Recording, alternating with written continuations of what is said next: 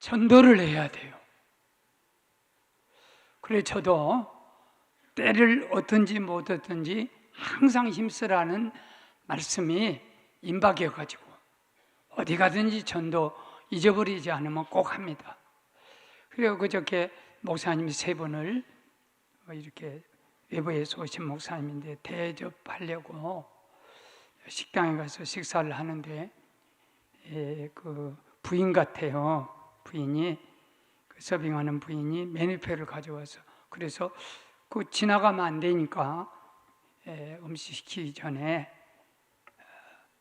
예수 믿으라고 나는 목사라고 그랬더니 엄청난 반응이 나와서 예수 안 믿어요, 안 믿어. 목사한테 돈 빌려주고 못 받았나 봐요. 그렇지 않고서야 이렇게 손살이를 하고 고개를 젖어버리고 그래 내가 잘못했다. 여기다 돈 주고 가야 하는데 식당을 잘못 왔구나. 그 생각을 하다가 나갈 수도 없고 인내한 자가 복이 있다고 나를 딱 다스리고 그들로부터 예수 말은 안 하고 고맙다고 우리가 일상적으로 전도할 때 쓰는 말이 있잖아요. 습관적으로 거짓말 비슷한 말 잘생겼다. 아이고 참 친절하다. 얼굴이 좀 피어진 것 같아요. 그리고 이제 목사님들 대화를 쭉 듣다가 마지막 할 때 내가 돈 내고 손에다 10,000원짜리 한 장을 이렇게 쥐어주었어. 꼭 손에 잡고 쥐어줬어. 그랬더니요 저보고 뭐라고 한 줄 아세요? 목사님 위해서 기도할게요. 이게 무슨 상황입니까? 10,000원짜리 한 장 갖고 그렇게 된 것 같지는 않아요. 무엇인가 그래도 감동이 왔던가 봐. 그래, 우리 교인들 전도하기 겁나게 힘들겠다. 알레르기라고 이게 그 병명이 뭐냐면 면역력 체계 과잉 반응 혈청병이라고까지 병명이 나왔더라고. 예수 알러지가 있나 봐. 그러고 예수 믿으라는 전도 알러지가 있는지 그냥 말만 나오면 막 두드러기가 나오고 숨이 막히고 아토피가 생기고 막 보락지가 생기고 나중에 숨이 딱 막혀서 사망에까지 이르는 걸 요새 봐요. 여당 그러면 야당은 알러지가 나오고 뒤로 자빠져버려 거품 물고 또 야당 얘기하면 여당 쪽에서는 아주 그냥 난리가 나는 이 시대예요. 또 우리 아내는 무슨 알레르기가 있냐면 담배 연기 요 엘리베이터 타고 딱 이렇게 올라오다가 교인 중에 아무리 담배 피고 향수 먹고 사탕 다 먹고 양치질하고 와도 그냥 알아버려. 담배 냄새 난다고. 저는 공기 나쁘면 그 자리에서 기침 나오고 그 자리에서 견딜 수가 없어요. 예수 알레르기 시대가 됐구나. 예수 전하기가 엄청 어려운 시대가 됐구나. 그때 광야 같은 이 세상에서 외쳐도 광야에 외쳐도 듣는 자도 없고 너나 잘 믿어라. 그런 시대에 우리는 전도의 그 시간을 맞았어요. 그런데 우리 힘으로는 안 되겠다. 우리 힘만 가지고는 도저히 이 전도의 길이 막힌다, 안 된다, 막혔다. 하나님의 영광이 땅에 떨어졌다. 그럼 이것이 끝인 거 아니에요. 인간의 모든 힘이 끝날 때 하나님의 역사가 있는 줄 믿습니다. 그건 하나님의 기적이.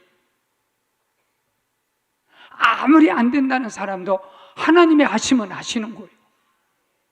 그래 오늘 광야의 기적이라는 말씀을 나눌 때 우리 모두에게 우리 힘으로 안 된 역사가 하나님의 은혜, 기적에 의해서 이루어지는 축복이 저와 여러분에게 있기를 축복합니다. 광야에서 5,000명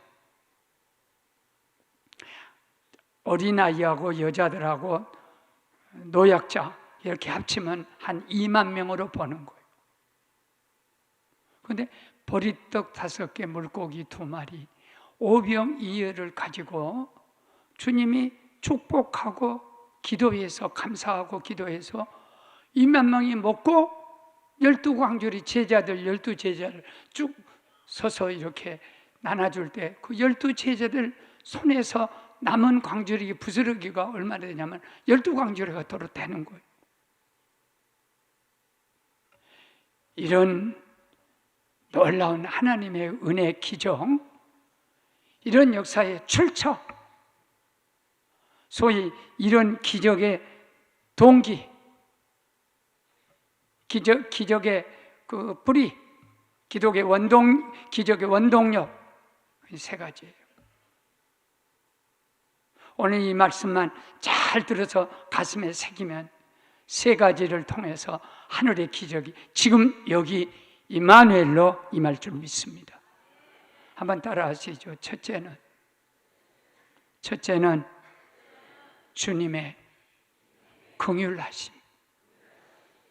모든 은혜와 기적과 구원과 역사의 출처, 그 동력은 어디서부터 시작하냐면 주님이 우리를 내려다보실 때 불쌍한 마음.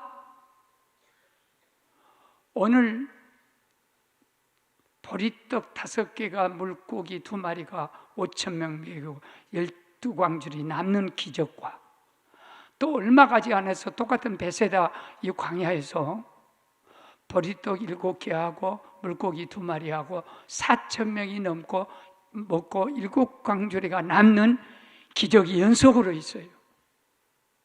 똑같은 기적이 아니에요. 내용은 똑같은데 여러 가지 역사 두 번 일어난 사건이에요. 이 기적을 성경에서 2번을 일으켰어요. 떡으로 사람 기적을 일으키는 광야의 기적이 2번 있었어요. 그런데 이 2번 속에 하나님만이 하시는 은혜와 기적이 3가지가 줄줄이 나오는데, 하나는 가르침이에요. 2번째는 병고침, 3번째는 그 떡을 갖고 사람 먹도록 만들어주는 그 배고픔을 해결해주는 그 기적 3가지가 나와요. 그런데 3가지 나올 때마다 말씀을 잘 들어보면요, 첫째는 가르치실 때요, 예수께서 나오사 큰 무리를 보시고 목자 없는 양 같음으로 인하여 불쌍히 여기사 이에 여러 가지로 가르치시더라. 이 무리를 딱 보고, 큰 무리를 보고 그 하늘의 진리가 나올 때 동력이 어디로부터 이 가르치는 은혜가, 기적이 일어나냐면, 왜? 사람이 하늘의 가르침을 받는 것은 기적이에요. 큰 무리를 보시고 불쌍히 여기서. 또 하나는 병을 고칠 때 마태복음 14장 14절에 똑같은 본문이에요. 예수께서 나오사 큰 무리를 보시고 불쌍히 여기사 그 중에 있는 병자를 고치시다. 주님이 불쌍히 여길 때 병자를 고쳤어요. 그리고 먹이실 때 마태복음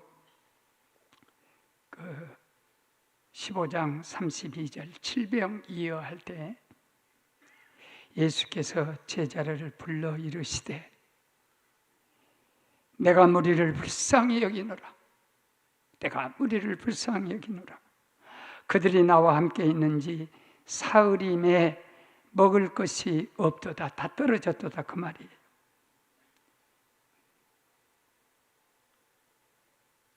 길에서 기진할까 하여 굶겨서 보내지 못하겠노라. 여기서 몇 가지만 생각합시다. 하나는 큰 무리, 이 무리를 보시고 주님의 불쌍히 여기셨다. 그런데 무리는 헬라 말로는 오크루스란 말인데 그 헬라 말 그렇게 중요한 것이 아니에요. 그 당시 로마 사람들이 이 큰 무리를 보고 암하레츠라고, 아람에서도 아람 말로도 쓰고 라틴어도 쓰고 로마 사람이 쓰는 언어가 라틴어예요. 그런데 이 아마레츠란 말을 쓸 때 이 말은 무슨 뜻이냐면 땅의 것들이라. 이게 오늘날 우리말로 번역하면 흙수저란 뜻이에요. 땅의 것들. 그리고 또 한 가지 말은 골칫덩어리예요. 못 배운 것들, 선생이 없어서 못 배운 것들, 학교 문턱에도 못 가본 것들, 그 다음에 병이 들어도 의사가 없어서 돈이 없어서 병치료 못 받은 것들, 이게 아마레츠예요. 그 다음에 너무 가난해갖고 항상 골칫덩어리요. 어디서 그냥 몰려다니고 그러다 무리가 되니까 힘이 되어서 데모하게 되면 넘어가 휘청하는 거예요. 그런데 주님은 이 아마레츠, 이 오코르스를 보고 불쌍히 여겨서 하늘을 가르쳤다는 거예요. 주님이 감사하면서 이 보잘것없는 골칫덩어리, 문제덩어리, 이런 그 큰 무리에게 가르쳤는데, 마태복음 11장 25절 같은 데 보면요, 천지의 주이신 아버지여 하늘 지혜를 슬기롭고 지혜 있는 자에게는 다 감추시고 어린아이들에게 이 지혜를 가르쳐 주시니 감사합니다.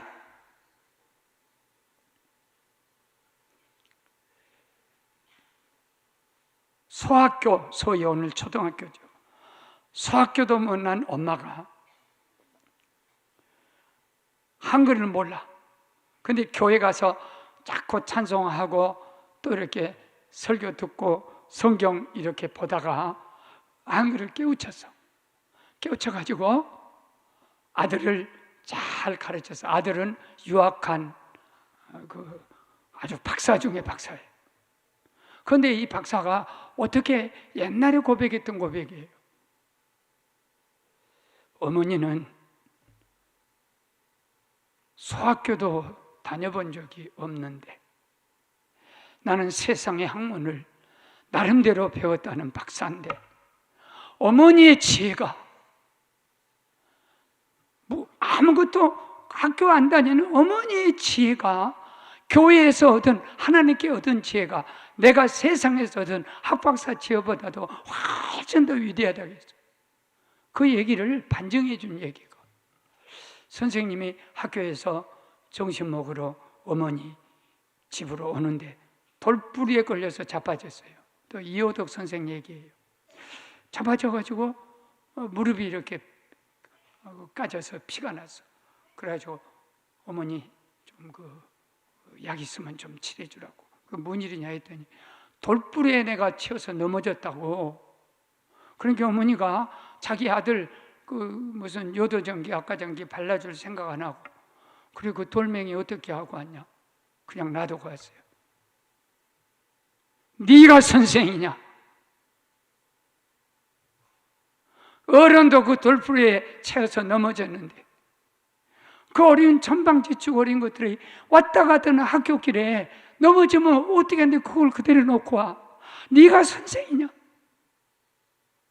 아무리 세상을 가르치는 위대한 학문적인 선생이랄지라도 아무것도 모르는, 글도 잘 모르는, 예수한테 배운 하나님이 직접 가르쳐주는 그 지혜가 이 세상을 살아가는데 훨씬 위대했다는 얘기. 사랑하는 여러분, 우리같이 세상적으로 밀어나고 아주 선생이 없어서 배우지 못한 우리들에게 오늘 또 주님은 오셔서 하늘의 지혜를 가르쳐 주신 줄로 믿습니다. 그 다음에 또 하나는 병고침이에요. 보십시오. 그 병을 고칠 때, 주님이 병을 고칠 때 어떻게 고치시냐면 불쌍히 여기사 그들의 병을 치료했다. 그러면 이 소위 땅의 것들, 흙수저, 의사 못 만나요. 좀 죄송한 얘기지만 극한 병에 걸려서 돈이 없어서 수술 못 받는 사람 많이 있습니다. 수술 못 받고 그냥 세상 떠난 사람도 들어있어요. 이게 바로 그때 그 무리들이 의사 못 만납니다. 돈도 없고. 그렇기 때문에 절망에 빠진 양무리들, 목자 없는 양 같음을 불쌍히 여기서, 병든 자의 목자는 의사지요. 무식한 사람의 지혜 없는 자의 의사는, 요거 목자는 선생님이죠.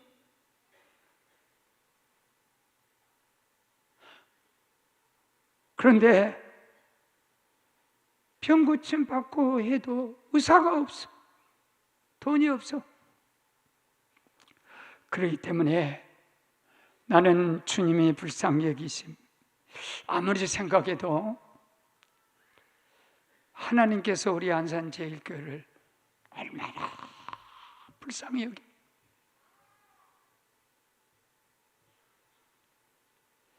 정말 하나님께 드릴 수 있는 기도는 한 가지뿐. 하나님, 우리 안산제일교회를 불쌍히 여겨 주십시오. 우리 민족을 불쌍히 여겨 주십시오. 그 기도밖에는 드릴 수 없는 것이에요. 내 생명이 다 끝났어요. 그런데 주님은 그렇게 말하지 않습니다. 네가 이 세상의 생명이 끝났냐? 나는 너에게 생명을 주는 분이 아니라 내가 생명이다. 내 생명을 너에게 주마. 우리 교회 얼마나 불쌍히 여기셨어. 이 약한 목사 하나님이 먼저 데려가면 이 양무리들이 어떻게 될까? 얼마나 실망할까? 먹이심에 대해서도 목자 없는 양 길 가다가 기진하여 쓰러질까 걱정돼서, 쓰러져서 넘어지면 어쩔까? 하늘의 양식만 주실 뿐 아니라 육의 양식도 주시면서 무한한 양식 한없 주는 주님의 그 긍휼하심. 우리 교회 앞에 노점 마신 보통 서민이에요. 할아버지 할머니들 그 시골에서 뭐 같은 거 갖고 와서 주일마다 팔아요. 우리 교회 여기다 지인 율리사 올 때부터 계속 하는 거예요. 그래서 내가 어줍지 않은 율법 주의로 주일날 안 팔아야 돼, 장사를 안 해야 되는데, 우리 교인들이 다 이제 기회에 모두 사고 가요. 그럼 매번 생각하다가 베데스다 연못이 성전 바로 연못이에요. 그 성전 연못 가에도 환자들이 얼마나 예배 본 사람이 아니에요. 병 고치러 온 사람. 그리고 성전 미문, 가장 아름다운 문이 미문이요. 그런데 미문 앞에 한 번만 주시오 하고 구걸하는 40년 되고 몇 년 된 그 병자가 한 번 주십시오, 한 번 주십시오. 그런데 주님이 그걸 이렇게 없애지 않았어요. 그래, 아이고, 뭔 대단한 긍휼이나 자비심이 아니에요. 그래, 혹시 저분들이 주일날 장사를 해갖고 한 주간만 먹고 살 대책이 되고 애들 합의가 된다면 어떻게 우리가 그걸 막을 수 있겠냐? 그러고 가만 두었어요. 그런데 우리 교인들이 목사님이 설교 끝나면 저기서 장본이라고 정신이 없을지 몰라. 목사님이 허락했다. 아니에요. 살려면요 그 맵까지 되는 거 몽땅 사세요. 그리고 우리가 제가 그러고 싶어도 못해. 뭐냐면 주여 하늘 곳간을 열어가지고 저 사람들한테 10억씩만 주어서 절대 교회 앞에 장사 못하게 하고 딴 데 가서 장사해갖고 우리 교회 나오게 하여 주시옵소서, 예수 이름으로 명하노니 그렇게 되어라 하고 싶은데 안 되면 어쩔까 걱정이 돼요. 하나님이 야 막 그런 것을 구해? 네가 주어. 그래서 여러분이 살려면요 다음 전도 주일 때요 미리 몽땅 사버리고요, 모시고 일단 장사 안 하도록 이렇게 데려오는 거예요. 새겨서 들으시기를 주님 이름으로 축원합니다. 우리는 긍휼 없는 자는 긍휼 없는 심판을 받습니다. 그리고 긍휼을 하게 되면 하나님이 나를 불쌍히 여겨주세요. 두 번째 한번 따라합시다. 무리들의 절실한 사모심. 그럼요. 이 무리들이 얼마만큼 예수님을 사모했냐면, 이 사모함은 오늘 본문이 뭐냐면 31절부터 33절의 내용이 이런 거예요. 그 아마레츠 병들고 고침받지 못하고 이렇게 절뚝거리고 눈멀고 허리 구부러지고 이런 환자들과 배고프고 헐벗고 버림받은 콜칫덩어리들, 이 사람들이 소문을 듣는 거예요. 예수님이 벳세다 광야로 가신다 간다이. 그렇게 예수님이 가서 5,000명, 2만 명을 기다린 게 아니에요. 예수님이 제자를 데리고 벳세다 목적지에 도착했더니 이미 5,000명이 싹 2만 명이 딱 앉아서 먼저서 달려와서 예수님을 기다렸다. 이게 사모함이에요. 나를 간절히 찾는 자가 나를 만나게 되고, 나를 간절히 사랑한 자가 내 사랑을 입을 것이다 하는 저 유명한 말씀이에요. 저는 설교할 때마다 시편 109편 7절 말씀했지 않습니까? 주린 영혼은 하나님이 채워주시고, 그리고 사모하는 영혼은 만족하게 해준다. 나의 하나님, 목마른 사슴이 시냇물 찾음 같이 갈급함같이 내 영혼이 주를 찾기에 갈급하나이다. 내 영혼이 하나님과 살아계신 하나님을 갈망하나니 내가 어느 때에 나가서 하나님 얼굴을 배울까? 사람들이 종일 내게 하는 말이 내 하나님이 어디에 있느냐 하니 내 눈물이 주야로 음식이 되옵니다. 병들었어요. 옛날에 성전에 올라가자 할 때 기쁘고 막 가슴이 벅차서 노래하며 올라갔던 그 예루살렘 성전, 내가 이제 병이 들었든지 옥에 갇혔든지 어떤 시험을 만났든지 갈 수 없는 병이 들어서 무슨 나병이 걸렸든지 뭐 이런 것이 걸려가지고 가고 싶어도 못 가니까 그건 괜찮아. 사람들이 너희만 하나님 믿어도 너 하나님 어디에 있어? 그렇게 나는 날마다 눈물 양식을 먹고 삽니다. 날마다 성전을 사모하며 흐르는 눈물, 이것이 성전을 사모했던 그들의 눈물입니다. 성경에 가장 전한 한센스 병하고 그 다음에 여자들은 혈루병이에요. 지금으로 말하면 에이즈에 상응하는 병인데 몸에 피가 썩어서 자궁으로 계속 멈추지 않고 유출하는데 이 병에 걸리면 버림받아요. 성전에 절대 못 옵니다. 성전에도 못 오고 또 집에서도 같이 합숙할 수가 없어요. 식구들하고 곧 그렇게 외로울 수가 없어. 그래도 나병 환자는요, 예수님, 하나님, 제가 나병이요, 그렇게 내가 앞에 나가지 못해서 소리 지르고 내 나병 고쳐주시오, 소리 지를 수 있는데 혈류병 환자는 소리 지를 수가 없어요. 기도도 못해요. 하나님, 나 좀 보시오. 사교를 보는 그 눈으로, 나병 환자를 뒤돌아본 그 눈으로 이 여자 집에서도 쫓겨나고 성전에서도 갈 수 없고 무리 속에도 섞을 수 없는 이 가엾은 여자, 몸에서 피가 썩어서 냄새나는 이 여자, 저를 좀 보십시오 했으면 얼마나 좋겠는데, 부르짖어 기도하면 들어준다 했는데 부르짖을 수도 없어. 그래서 예수님이 우리 동네 앞에 지나간다네.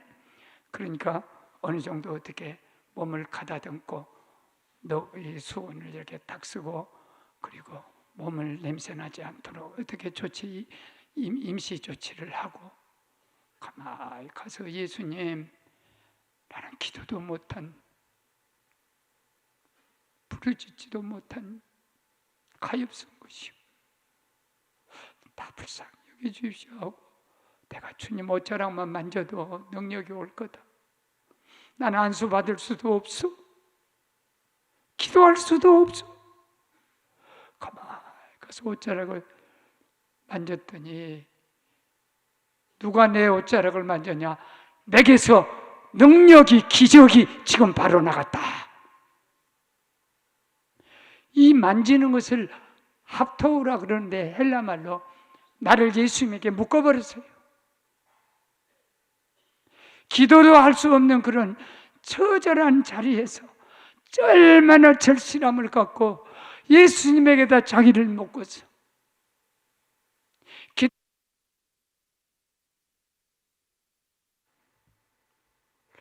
내가 목소리가 안 큰데 이놈이 죽어버린다. 기도할 수도 없는, 기도할 수 있다는 게 얼마나 귀한 축복이에요. 기도하러 가면 얼마나 작았는데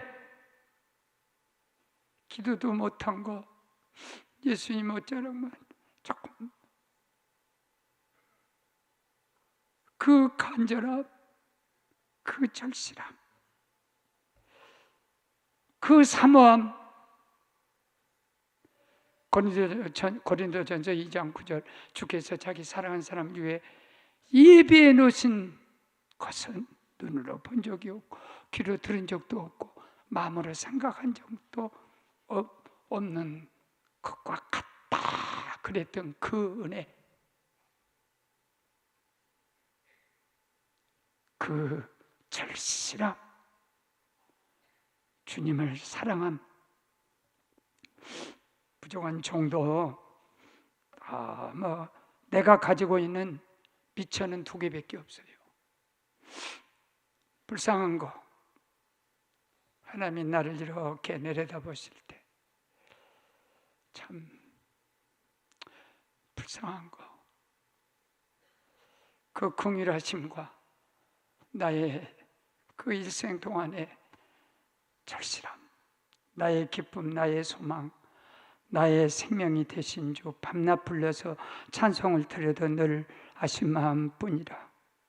나의 진정 사모하는 예수님, 음성조차도 반갑고 나의 생명과 나의 참 소망은 오직 예수뿐이네. 막 밤새도록 이 찬송을 눈물로 막 목에서 피가 터지는까지 그 어렵고 힘들 때 나는 오직 나의 소망 예수, 나의 참 생명은 예수 하고 막 이렇게 불렀던 그 절실함. 한국교회가 목숨을 걸고 되다 목숨을 안 걸고, 목숨 안 걸어도 될 때다 막 목숨을 걸어요. 우리 민족의 문제가 어디냐면 목숨을 걸어야 할 곳에 목숨 걸지 않고 딴 데다 목숨을 안 걸어도 될 곳에 거는 거예요.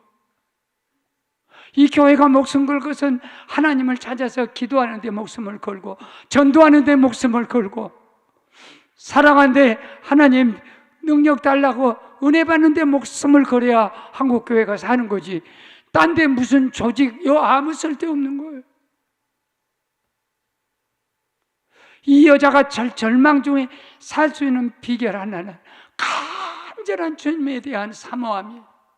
아무도 안 돼, 난 예수밖에 없어, 난 예수뿐이네, 예수밖에 없어 하는 이 절실함의 그 자본이, 자기 미천이 이거 2개밖에 없는 거예요. 하나님이 불쌍히 여기는 거. 그렇기 때문에 오늘 여러분 세상에 천하고 비천하고 사람들이 다 멸시하고 아주 골칫덩어리 아니에요.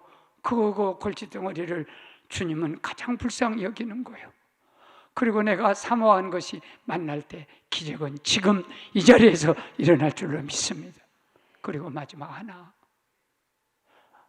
보십시오. 한번 따라 하시죠. 보잘것없는 봉헌. 제자들이요, 해가 어두워져요. 광야요. 예수님 지금 광야요. 그리고 저녁에 해가 어두워져 저녁이 돼요.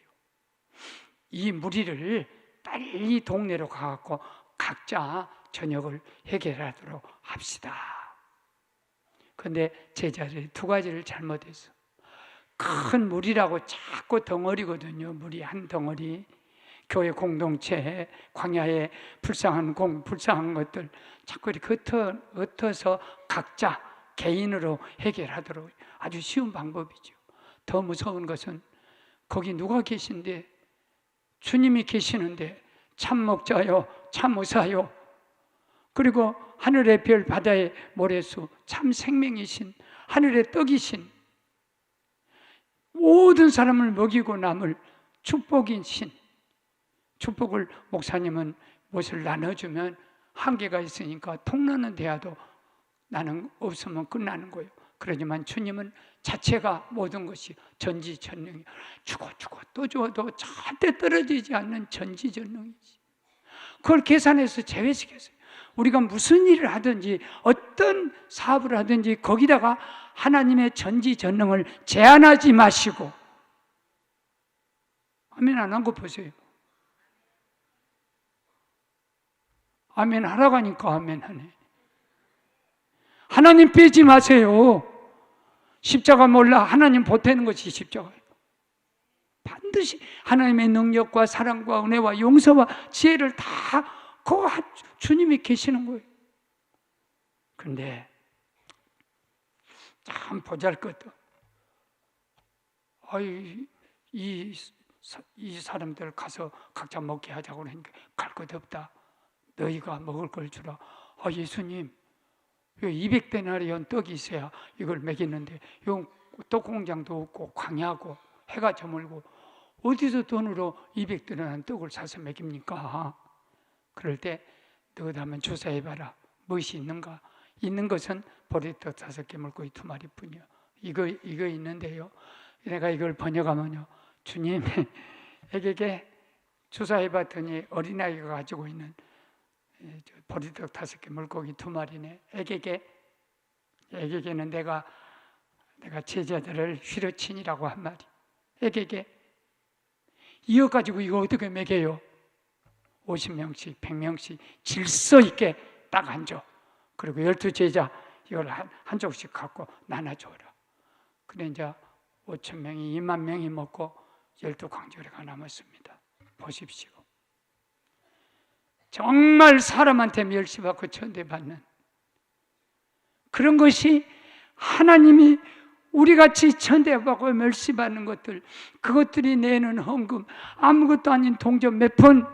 근데 하나님은 그걸 얼마나 귀하게. 우리 교인이 목사님 찾아와서, 목사님 저는 16살 때부터 그 섬유 회사 무슨 행주 이렇게 만드는 거 플러스 되고 무슨 섬유질 있는 거 그런 거로 만드는 섬유소, 무슨 행주 이런 거 이렇게 씻는 거 타일 그런 거 만드는 회사에 16살 야간 중학교 고등학교를 졸업하면서 낮에는 공부하고 저녁 낮에 일하고 그렇게 해가지고 제가 한 40여 년 이렇게 일했습니다. 그런데 남편은요 자유인이에요.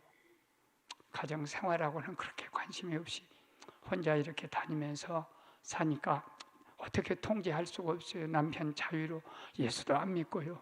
그런데 아이 둘은 큰아들과 작은 딸은 대학 4학년, 딸은 그 역사 임용고시 준비 3년 차예요. 2년 실패하고 이제 3년 차 도전하는 거예요. 애들이 청년부에 가서 다 리더하고 잘하는데. 그런데 장기침이 나서 병원에 갔더니 진폐라고 하는 병이 폐 속에 섬유소 먼지가 다 쌓여서 거미줄이 되어버렸어요. 그래갖고 의사가 옆구리 뚫고 수술을 해봤는데 그냥 거미줄같이 다 해서 일부 조금 뜯어내고 일단 회사를 쉬어라. 그러고 이제 시술을 잘 받아야 한다. 그러고 내 방에 왔어. 나도 똑같아. 집사님, 생명이 얼마나 중요한데 내가 가슴앓이를 많이 해봐서 알지. 이게 진폐다. 그러니까 회사 그만두고 이제 병을 치료한대. 그런데 그렇게 못하는데 왜? 애 둘 졸업, 하나 졸업하고 하나 재수, 임용고시 재수 3년 차인데 집도 없어요. 교회만 있는 거. 월세를 내려면 제가 쉬면 안 돼요. 그 다음에 애 그래도 아들 졸업할 때까지 뒷받침해야 돼요. 남편도 좀 뒷받침해 줘야 돼요. 목사님, 뒤로 물러설 곳이 저는 없어요. 나갈 곳도 없고. 그런데 그 정황 속에서도 우리 교인들 수십 명을 전도를 했어요. 그 정황 속에서도 11조, 감사, 건축, 헌금 보십시오. 그 집사님이 바치는 헌금은 자기 배가 다 부서지고요. 배는 얼마나 중요한 생명체 중에 지체 중에 하나예요. 이게 거미줄 치도록 먼지로, 더러운 그 화학 성품의 먼지로 다 되었는데 아직도 그만둘 수가 없어요. 그리고 하나님께 이게 봉헌입니다. 이게 예배입니다. 사람들이 볼 때는 참 미쳤네. 그 무슨 헌금을 드려. 지금 자기도 먹고 살기 힘들면서 무슨 11조야, 감사야, 건축이야. 근데 하나님은 그 폐가 망가지는 그 속에서 들으려니 그 예물을 얼마나 우리가 교회 재정에서 아껴야 되고 참으로 우리가 귀하게 생각할 것은 이 피땀, 폐가 부서지면서 들어진 이런 예물 우리가 뗄 수 있으면 부서마다 이거 교회 돈이라고 함부로 쓸 수가 없어요. 이 그런 헌금을 드리는 사람한테 죄가 되면 안 됩니다. 그런 사람들은 목숨 걸고. 제가 말씀을 마칠게요. 우리 정여성 목사님이라고 제 학교 선배인데 잘생겼어요. 그리고 저와 같이 한국 그 기독문단 목양 목사들 그 목양문단도 설립을 했고 광나루 문학도 설립하신 아주 귀한 선배인데 26년 전에 이 위암으로 잘라버렸어. 3기 전이 돼갖고 그래갖고 치료받다가 10년 지난 다음에 이 장으로 암이 2기가 돼가지고 1m 자르고 그 다음에 개복을 3번 하고 폐혈증으로 또 항암 치료 8번, 9번 이렇게 받는 도중에 가장 안 된 것은 애들이 사형제인데 큰아들이 그 신학교를 가서 공부하는 도중이에요. 근데 4남매 학비를 누가 조달하냐면 사모님이 그러는 사이에 남편이 재발했다. 그러니까 기침이 얼마나 쏟아지길래 폐암 상기요. 그래 절제수술 딱 하고 와서 침대에 쓰러져서 온몸에 있는 피를 다 쏟고 그러고 세상을 떠났어요. 그러고 제가 만나서 썼던 시예요. 글 쓰는 기쁨 하나로 빈손이 경건이신 개척교회 선배 목사, 위암 말기로 위적출 10년 투병, 2기 대장암 재발로 개복수술 3차 1m 장 적출, 방사선 항암 8차례 받을 때 선배 아내는 사남의 학비 기도 구걸로 준비하며 남편 간호하다 어느 날 폐암 말기 진단받고 수술 치료 중 각혈로 온몸에 피 침대에 다 쏟고 먼저 하늘로 갔다. 여보 미안해. 건강한 당신은 여기 두고 병든 당신은 나와 함께 하늘로 갈게. 내 아들 경환아, 너는 아버지 같은 목사가 되어야 한다. 말 남기고 선배와 나는 앙상이 뼈만 남은 몸 껴안았다. 서로의 가슴에 눈물을 묻었다. 그리고 우리에게서 모든 것을 빼앗아 가버린 시간들이 너무 힘들었다고, 많이 아팠다고 결코 말하지 않았다. 오늘처럼 우리 모습 이대로 써주심이, 고쳐서 써주심이 너무 감사하다는 말 외에는, 이 선배 목사님, 내가 아픈 건 아무것도 아니에요. 왜냐하면 나는 나 혼자 다 아팠어. 근데 선배는 아내가 폐암으로 피토해 쓰러졌지. 새끼들 사남에 우울하지. 개척교회 목사, 교회에서는 아무것도 할 수 없지. 그렇기 때문에 이 목사님이 아내를 보냈다는 이 아픔은요, 제가 혼자 겪는 아픔과 비교할 수가 없어요. 그래서 제가 우리 아내를 이렇게 한번 딱 쳐다봤어요. 그러면서 하나님께 감사해서, 저 사람이 아팠으면 내가 오늘까지 살아있을까? 지레 죽지. 그래서 내가 아픈 것이 감사했고, 두 번째, 간혹 요새 그래요. 목사님, 저도 안경을 바꿔야 할까 봐요. 왜? 눈이 좀 침침해져요. 그러길래 가슴이 뜨끔해져. 왜 그러냐면, 저 사람이 45년 동안 설교는 안 듣고 꼭 내 얼굴만 쳐다봐요. 저 얼굴로 설교가 나올까? 안 나올까? 주님, 목사님 설교할 때 기침하지 않게 해주세요 하고 나를 부러지게 쳐다보면서 그 기도 45년. 그럼 요새는 귀가 좀 안 들린대. 그러고 그러게 내가 가슴이 더 뜨끔해. 내가 잔소리 더럽게 45년 동안 했고, 사모는 그러면 안 돼. 교인들 보면 안 돼. 그렇게 하면 안 돼. 그러고 얼마나 잔소리했더니 귀가 더 들을 귀가 없어. 나한테 잔소리 듣고 저주받아갖고 가슴이 철렁해. 그래도 우리는 그 목사님, 사모님이 기도하고 쓰러지면서, 아들아, 너는 아버지 같은 목사가 돼야 했던 이 어머니의 비도한 봉헌이 그 아들이요, 아주 귀한 교회에 귀한 목사 사역으로 어머니 피토하는 그 희생이 헛되지 않도록, 여러분, 그런 은혜가 오늘 우리 모두에게 있으면 좋겠습니다.